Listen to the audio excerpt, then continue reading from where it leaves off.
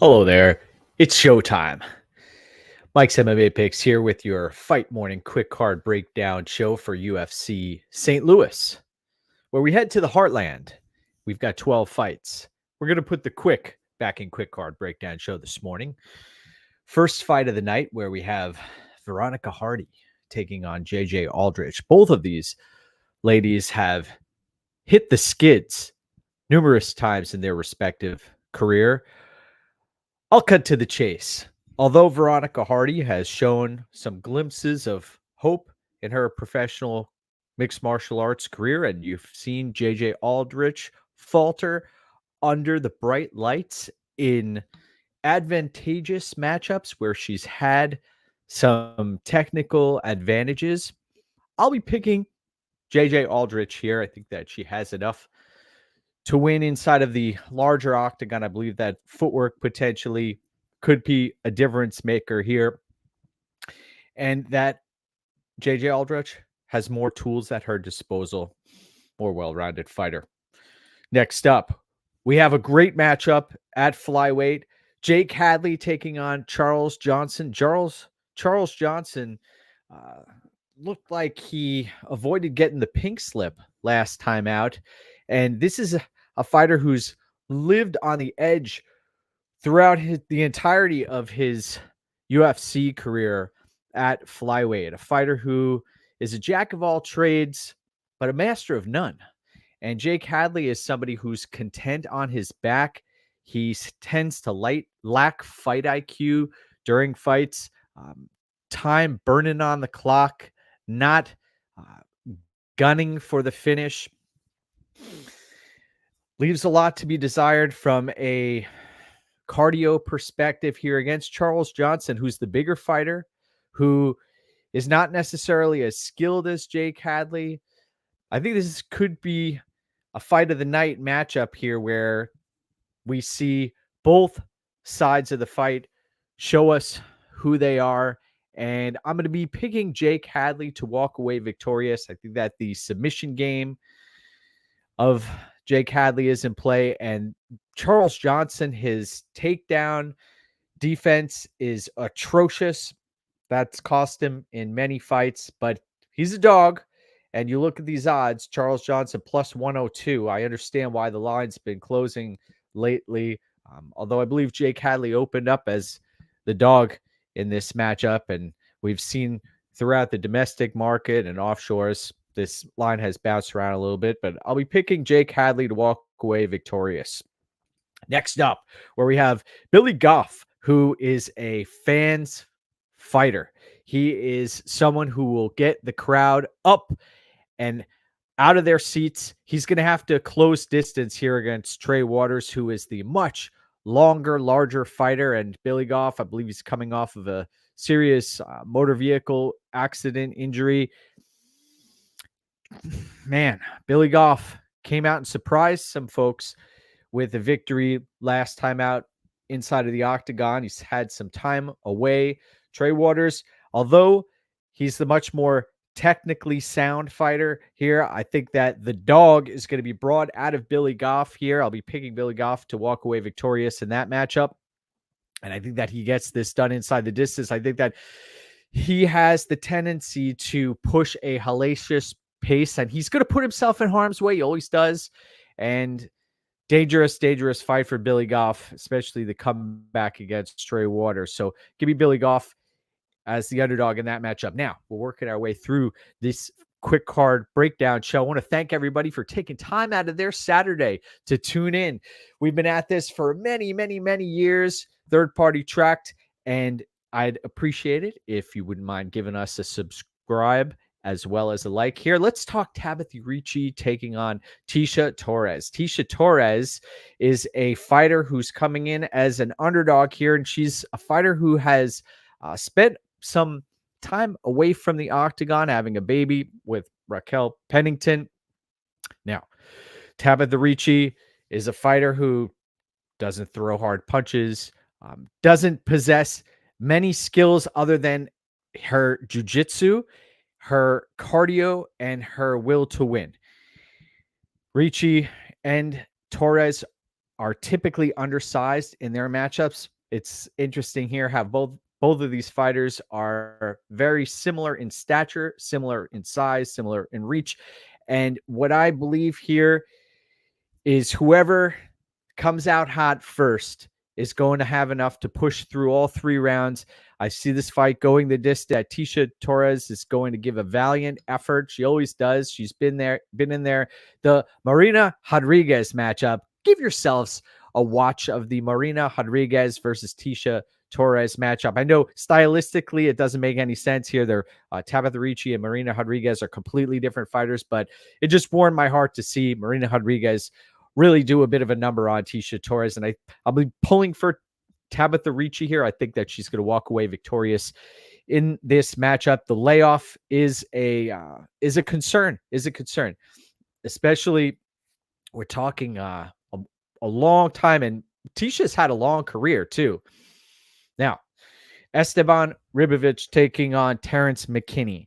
McKinney coming in as the plus 140 underdog. We know he's a 1.5 1-round fighter, and Esteban Ribovich has some holes in his game, especially stylistically from striking defense perspective. Ribovich, the much better cardio here. McKinney, he's likely going to take the first round, likely going to put himself in harm's way trying to go for the finish. He's going to burn himself out like he always does. I think that McKinney's going to get this done and get the St. Louis crowd on their feet. I'll be picking Terrence McKinney in this matchup. Ribovich, talented fighter, has heart for days. Argentinian fighter. I'll be picking Terrence McKinney here. I think that he is an extremely live underdog as a plus 141 underdog. Now, Slava Claus. Borchev taking on Chase Hooper. This is a fight that I've been struggling with from a capping perspective because you've seen on full display Chase Hooper's lack of striking defense, but you've also seen Borchev's horrific get-up game, virtually non-existent. You've seen him manhandled on the mat, Borchev. And you watch Chase Hooper, and the guy is a sitting duck on the feet. I know he moved up a weight class, but Borchev is a striker through and through, and he's going to have opportunities to get this job done early. The problem is it's only going to take one takedown, I believe, on Chase Hooper's part to scramble to the back and end up choking out Borchev. Initially, I was leaning Borchev and via KO, but I believe that Chase Hooper is going to be the one to surprise a lot of folks and prove me wrong once again. So I'm actually going to be picking Chase Hooper as an underdog. My heart says Borchev is going to come out here and run through Chase Hooper and knock him out. But my brain at this stage in my capping process believes that Chase Hooper is going to survive an early storm and get that takedown and lock up the submission against Borchev. We've got a number of comments here. JP says, good morning. You're at the Casino Queen in East St. Louis. Enjoy your time there. I'm excited for you. Shady, go get what's yours. Some good coin flip matchups. I think there are also some solid unders. If you're playing that is a recipe for success. I appreciate you, Cousin Gabe. You're one of the great folks in the industry here, and I want to thank you for tuning in on this blessed Saturday as we continue our journey throughout the UFC St. Louis card. So, Rebellis to Spain, taking on Waldo Cortez Acosta. This is a situation where you have a athletic specimen who's just run through his opponents, taking on a proficient striker who's comfortable at range. If the fight goes long, Waldo Cortez Acosta could potentially be live here, but we know if you've watched the Spain fight, he usually gets it done like that. It's usually quick, and I want to say it's painless, but no, it's typically painful for his opponents. I'll be picking Despain here. I think that the punches are going to find the target, the incredible height, the reach, and the power that is coming from behind Despain when he leans into these punches. it's difficult to get out of the way. They typically do find the target. I'll be picking Despain, but there will be an opportunity to fade Rebellis Despain in the future. So give me Despain to win and to win inside the distance there.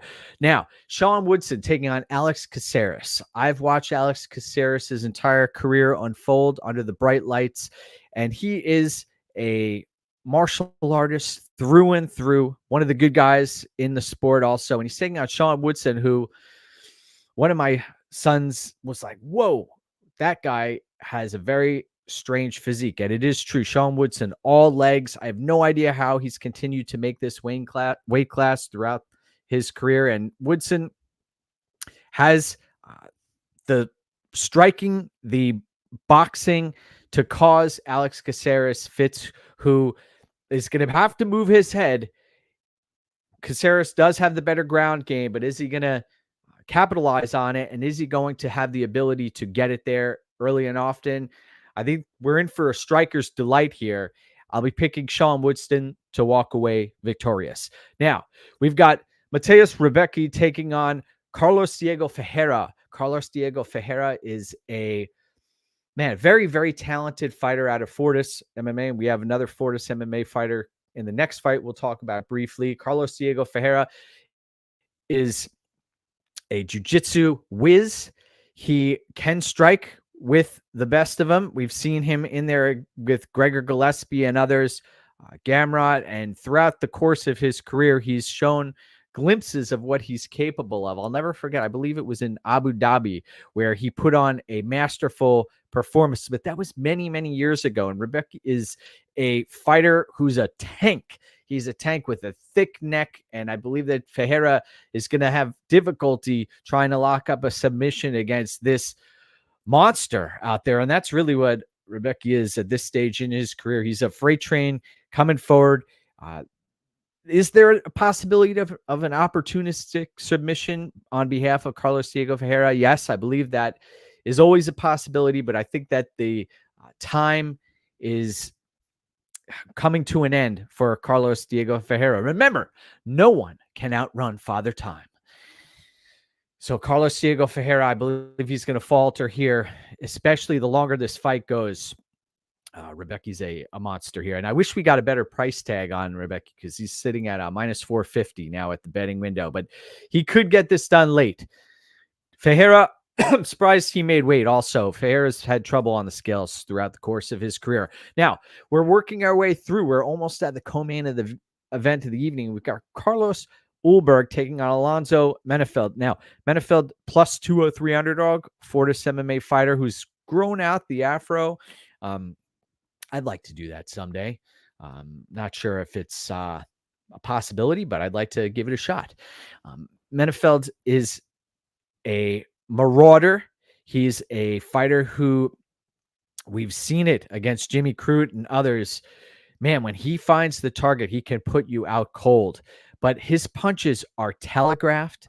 They are slow like molasses. And Carlos Ulberg is a tacticianer. He is someone who is going to be much, much, much more crisp there. He is not in the business of getting tagged. And I think that Ulberg is going to walk away victorious here, but he has to watch out for what's coming back at him, because Menefeld is a dangerous opponent. As we saw in the Jacoby fight, it takes one to put you on Queer Street. And Menefeld, man, he could be in for it here, man, against Ulberg. I'll be picking Carlos Ulberg, and I think that he's going to win I'm going to say decision victory. Now, this is one of the fascinating fights that has been put together last minute. You have Nursultan Ruziboev, who I watched at UFC Atlantic City recently. He performed like a man. I'm trying to think of the right description of how he performed.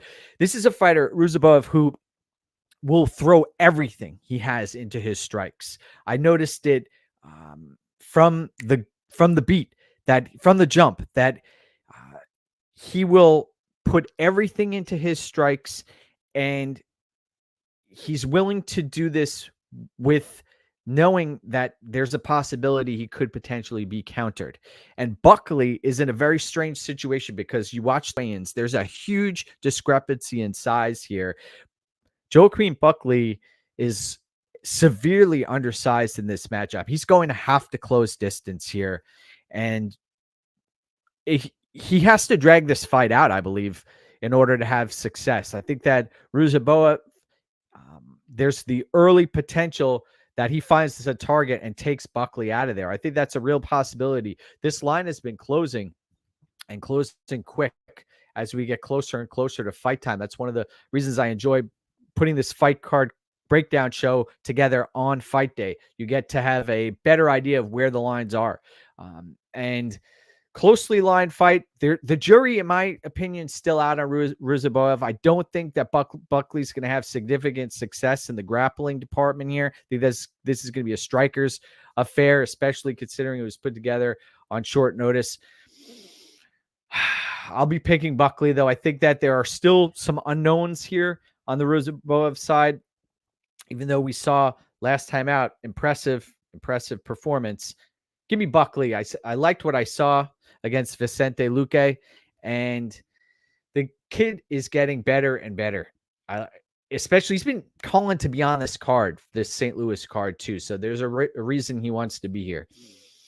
Now, main event of the evening, we've got Derrick Lewis. Who? How did Derrick Lewis and Rodrigo Nascimento end up here? That is a question I have for you. Nascimento was brutally knocked out by Daukaus, and somehow, some way rattles off some wins against some low-level competition, and now he's in a main event against Derrick Lewis, the Black Beast, who, where is Derrick Lewis? He's in the business of picking up paychecks, throwing haymakers, and Jailton Almeida ran him through the ringer. He just ragdolled Derrick Lewis for 5 rounds. By the way, fight doesn't go the distance for that specific fight. Insane how that ended up not cashing for folks who laid some serious juice in that spot. Now, this fight, I don't think it's going to hit the scorecards either, but I'm leaning towards the Derrick Lewis side. Rodrigo Nascimento has shown us his chin is a massive liability. Donnie, good to see you, man. My heart goes out to you and your family also. Want to wish you the best. Thank you for tuning in today. I appreciate you. So the pick here is going to be Derrick Lewis, and I think that it's going to be an early knockout. And one of the reasons they put this card together with him, with the Black Beast at the top of the card, is that they know they can get the crowd into it. And you know the walkout song's going to be bumping for Derrick Lewis. I know he's not from Texas, but he's a fan favorite all around the globe. So give me Derrick Lewis to win, and to win inside the distance. We're banging this out in 18 minutes. Have a great rest of your day. Remember to like the video, subscribe to the channel, and we're going to keep this train rolling, my brothers. Have a great day. Take it easy.